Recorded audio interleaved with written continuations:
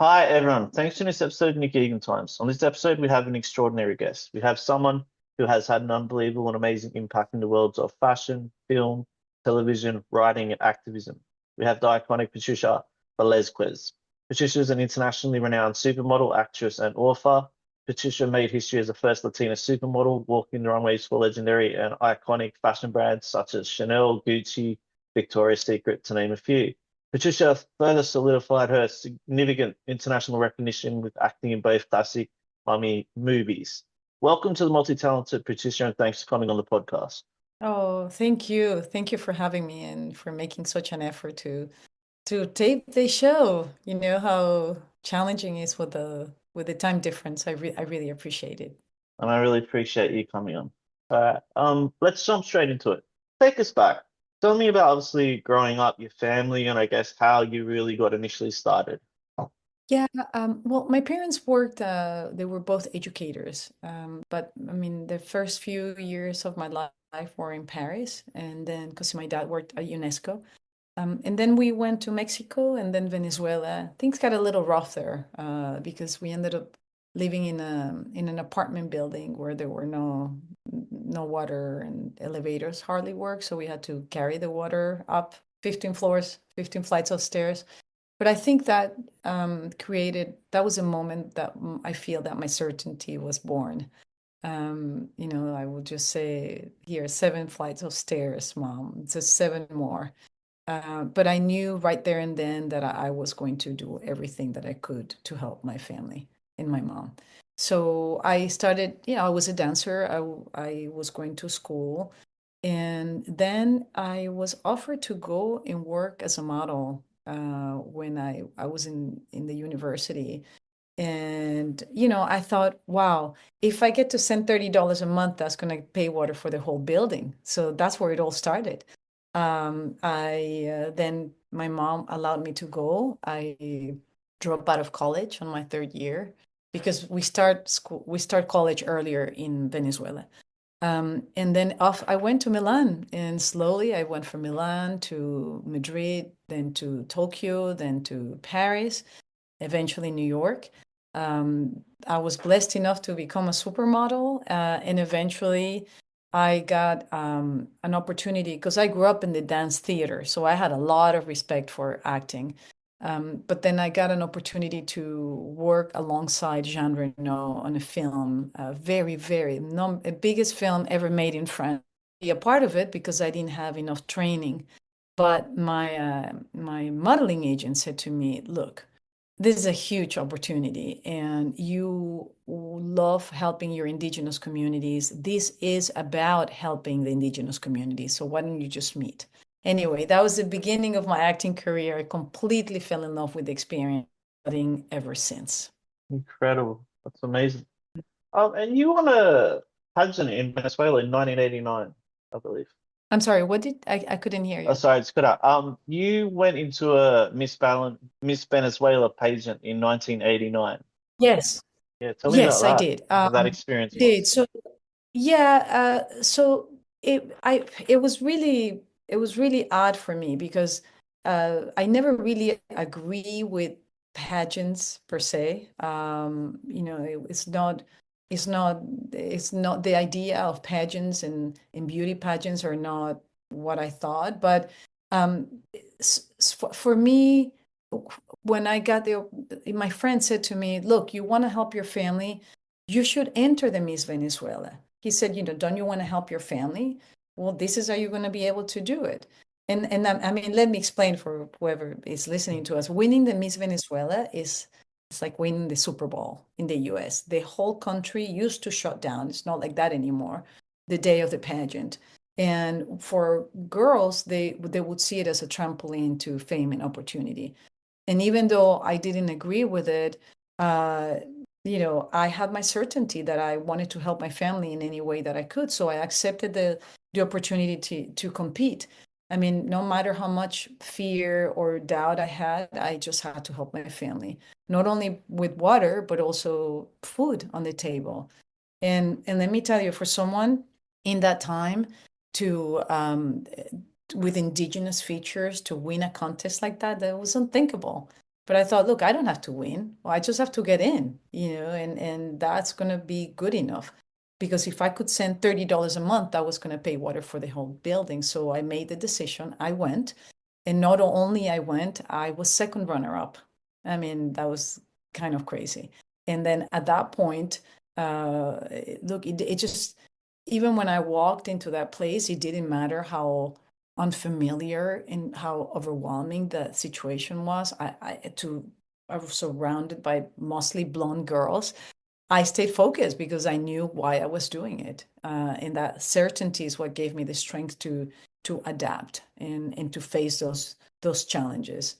And so anyway, after the Miss Venezuela, that's where the Italian agent saw me, and I was offered to go to Italy, and that's really how it all started. Wonderful.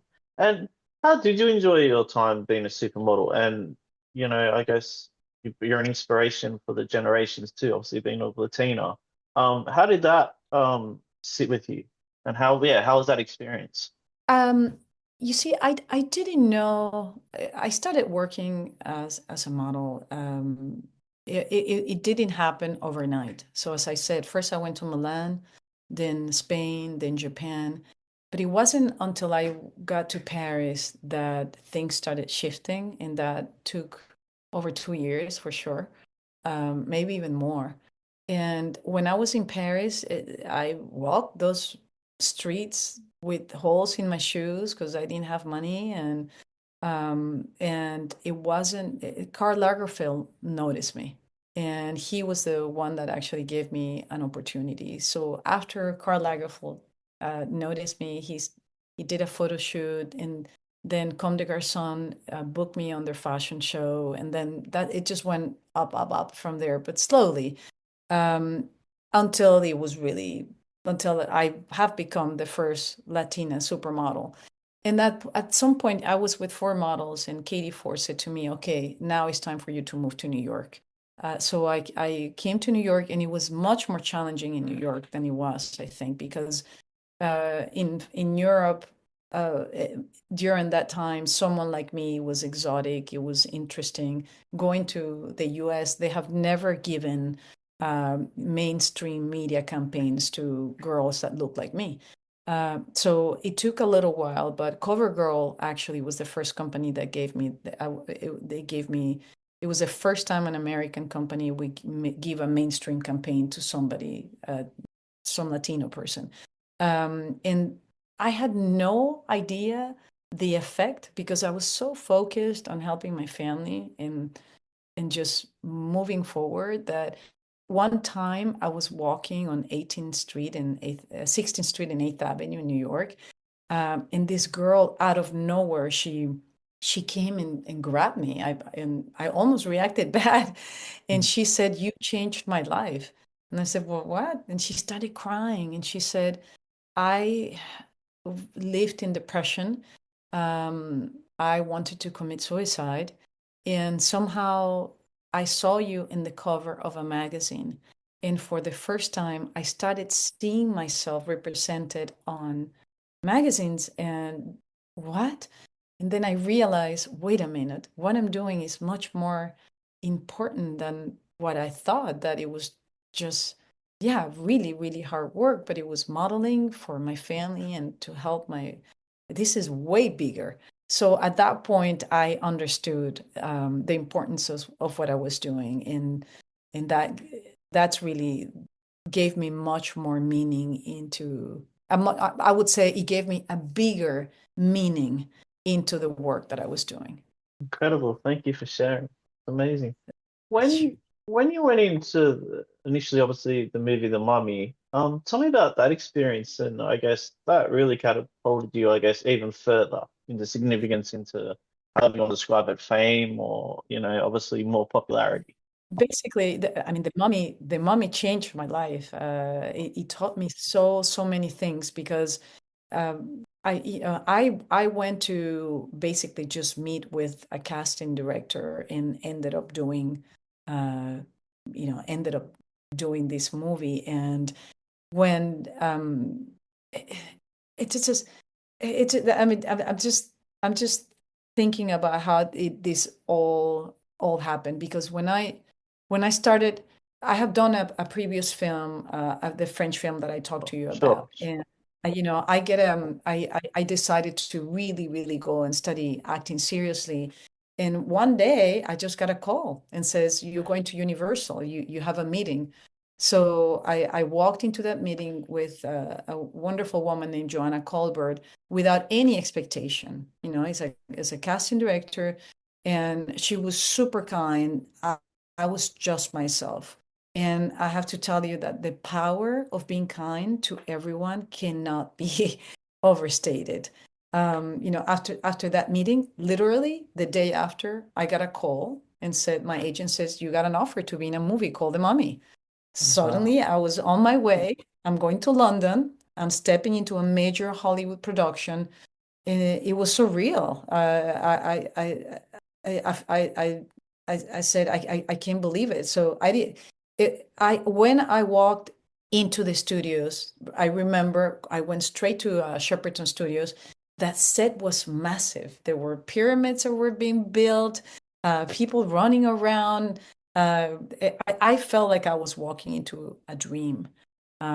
Except I was always dream was I was Ang Sunemun, and everybody was so wonderful. Rachel was there. Brendan was he was so warm and so funny. And here I am with this tight gold paint, 10 hours to put this body with this body paint with four people drawing on my body.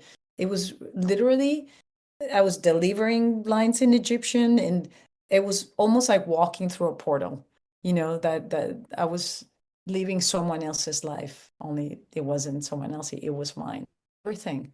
It opened doors that I never thought I would knocked on. And it wasn't just about the movie, it was about representation. I was a Latina, I was a Venezuelan playing a powerful role in a global blockbuster.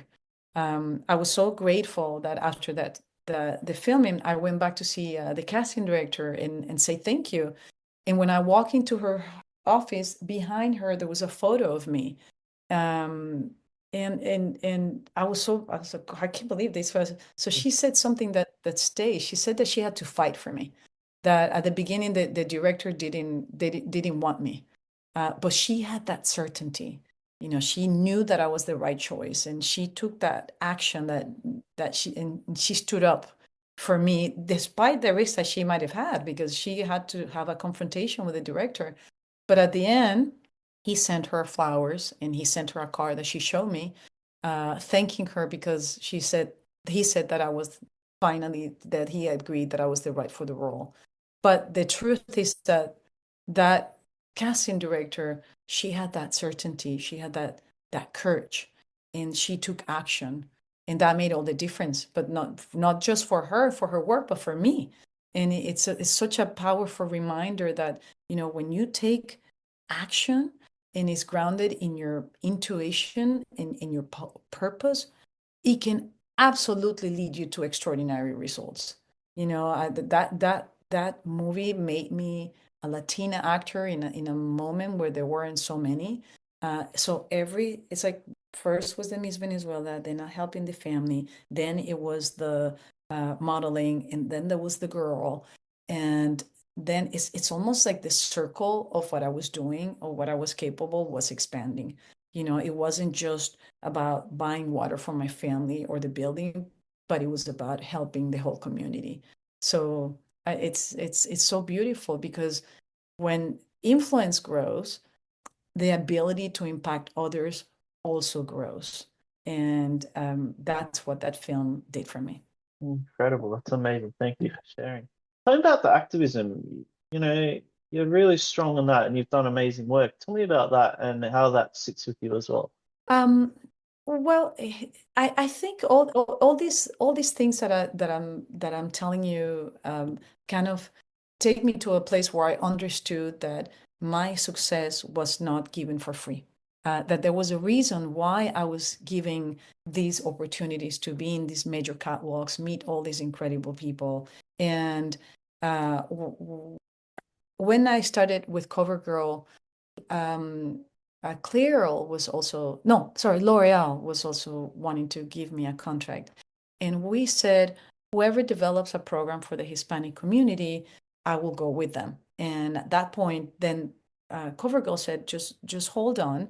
And they came back, and we found out that there was a drop of college in girls much higher. It was 26 to about 9% in compared to Caucasian population. So I started going into the roughest schools into the country in the US and talk to the kids about importance of their heritage. And then they created a scholarship for girls about the importance of their heritage.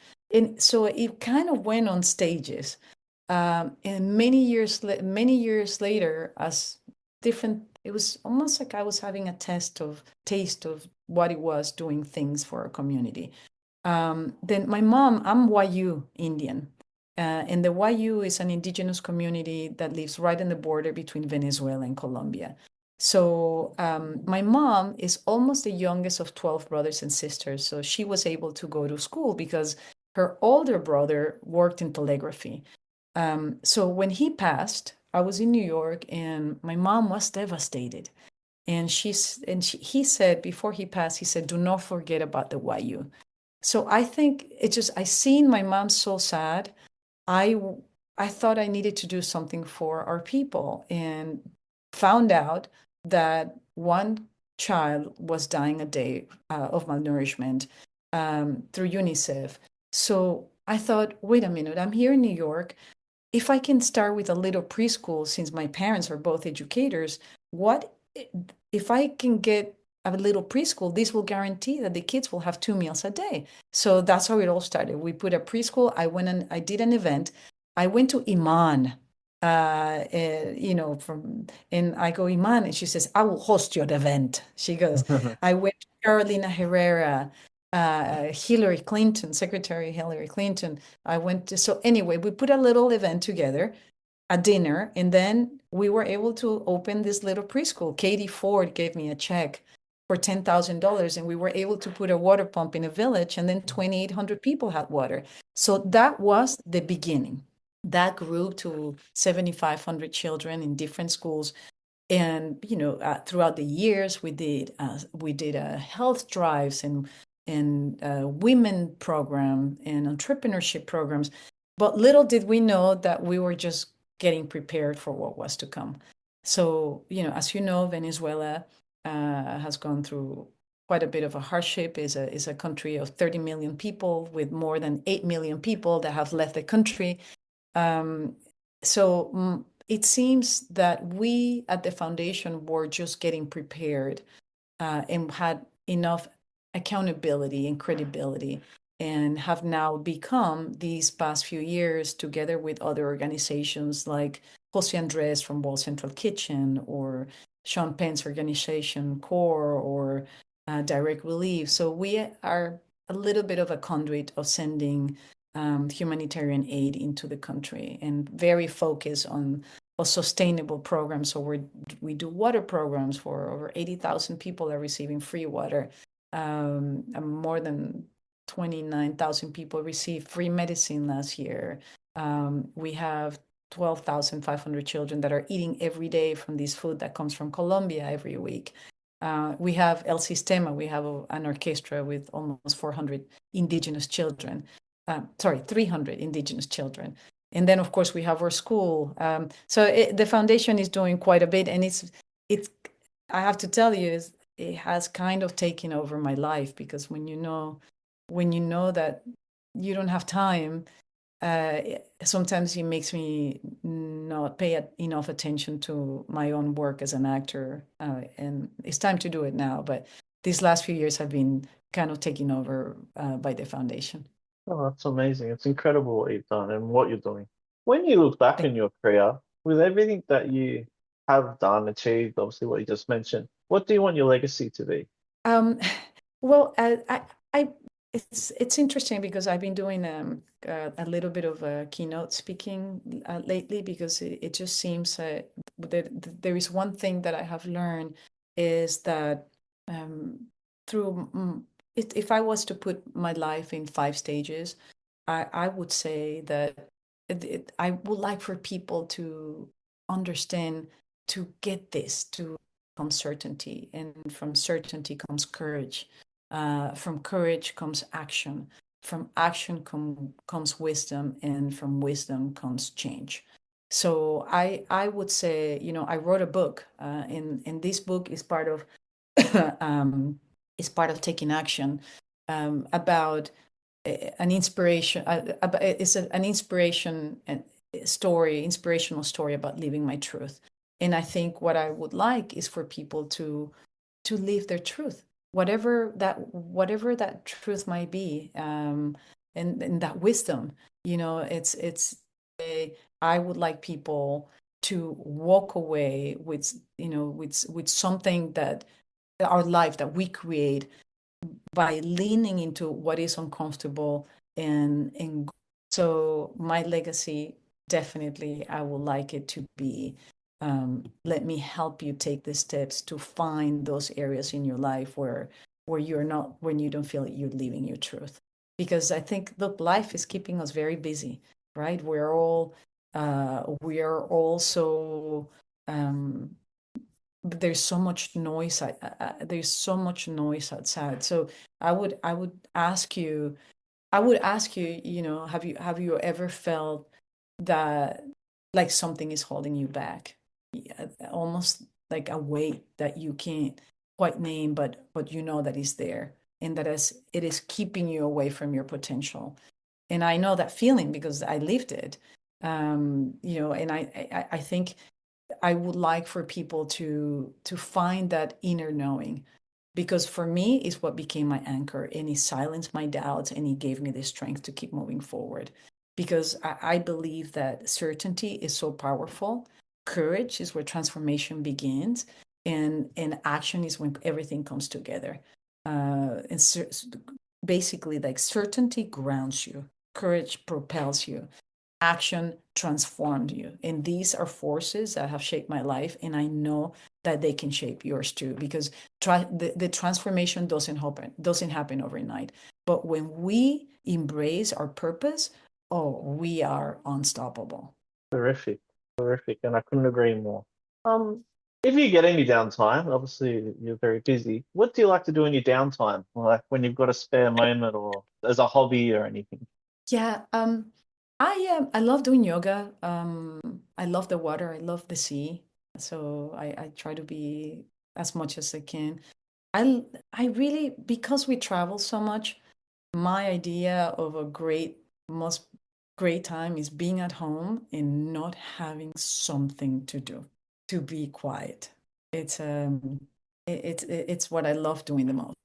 Time to actually decide where, right now I want to cook, I want to go outside, I want to take a run. It is to be able to have that freedom. I would say, those of you who are listening, obviously, we are in a world where technology and AI and everything is unstoppable. And I'm using that word again. But I would say the only and most important tool, and I don't want to call it weapon, but I will say tool, is right there at an equal level, that we have to not, because social media is everywhere. We love it. Our brains are going so, so fast. The only way we're going to be able to fight this back is by taking those moments where we can really shut our mind, because we are so bombarded by information. I mean, I'm totally addicted. It's just like, I want to know. Let me chat. Oh, so what is this? Yeah. So yeah, what were we talking about? This and this. Oh yeah, no. Okay, what was that? Yeah. What does that mean? A chat. What does that mean? So to be away, the only way we're going to control and be able to hold this AI basically taking over us, Yeah, by controlling our mind and taking a pause. So this way we can see the benefits of it, but also knowing and making sure that we are in control, and having days like those, the ones I'm talking about, every once in a. yeah, definitely. Um, what's the best piece of advice you've ever received? Oh, yes. Never eat alone. Yes, it's based on a book, that I am at an event. But this book has kind of become my Bible. And I have all my team read it at the foundation. And it's, it, there are many books. I think when we talk about makers, that's is different. The business I I would say, and this doesn't have to do specifically with acting, but you walk into a meeting, you walk into some of us are always thinking, how can I take? Give me the job. Give it to me. What do you know? I need this job. But what if instead of that, we were thinking, well, how can I give? What can I give to you that will make this company better? Even if we are in a place where we're in a lot of struggle or really need the job, still go everywhere giving, not taking. And when you do that, I am telling you, the amount of blessings in things you're going to receive in life and abundance is incredible because most people are out there taking. And when you're out there giving, let me tell you, when you're out there giving, you will never miss anything. There will be no lack in your life. You will constantly be receiving. Couldn't agree more. If you were 18 again and you could change anything, this can be personally or professionally, what would you change? Personally or professionally? One of the things that is hard on me is because of the foundation. At some point, I worked on as a part of a company, a beauty company. So I was traveling a lot around, a lot. It was traveling like 21 days of the year. Even Australia, I went a couple times. And I was on the shopping channels. And then my work has always been motivated by travel. And with that, I think my daughter didn't get as much of me, and I didn't get as much of her, but especially the other way around, as I think it should have been. And I, I would say that's one thing that I would try. That if I had regrets, or if I had, even though Maya is extraordinary and she's a sweet girl and she's doesn't care and she's mature and but in my heart I feel it. I miss those years. But there's nothing we can do. It's what happened, right? So we can't change the past. There is as long as you know that you tried your best, quality versus quantity, then that gives me peace because I know in my heart that I always tried my best. So I would say there is no that's the only thing that it regrets me, something that I feel a little bit of regret. But in terms of changing, um, I don't think I would change anything because I made my choices, whether I made a mistake or not. I am the result of all those choices now, and to be able to be in a position where I can talk to you, send a message out, tell people how great they are. It's so that I find myself that when you break through and you step into your truth, and you are going to create change that extend far beyond yourself. And I promise that every single one has that power. So I feel that we cannot wait anymore, and we cannot hesitate anymore, and we cannot keep wondering, are we ready? No, we are ready. Because for experience, when we change, wow, everything around changes. When we step forward with that certainty, everyone feels it. And because you feel it, you are creating a new standard. So you are showing people what is possible. When you act with courage, your personal situation transforms. When you are embracing your wisdom, I mean, people much more authentically. And most important, choose to face uncertainty with persistence. You live with courage, you take action, and you live with authenticity. I am going to say it again. We become unstoppable because life is always going to give you challenges. It's always going to give us moments of fear. But the difference which is what happens to most of us, between staying stuck and rising above, is how we choose to respond. We can't change other people. We can't keep blaming other people. True change starts within. And sometimes that very situation that is making us uncomfortable is the one situation that the universe is pushing us to grow. And it's guiding us to go into who we are truly meant to be. So I'll close this with just asking you, what is that thing that is holding you back? What is that first step that you can take? Who are you going to lift off? Because change isn't something that happens to us, it's something that we have to create.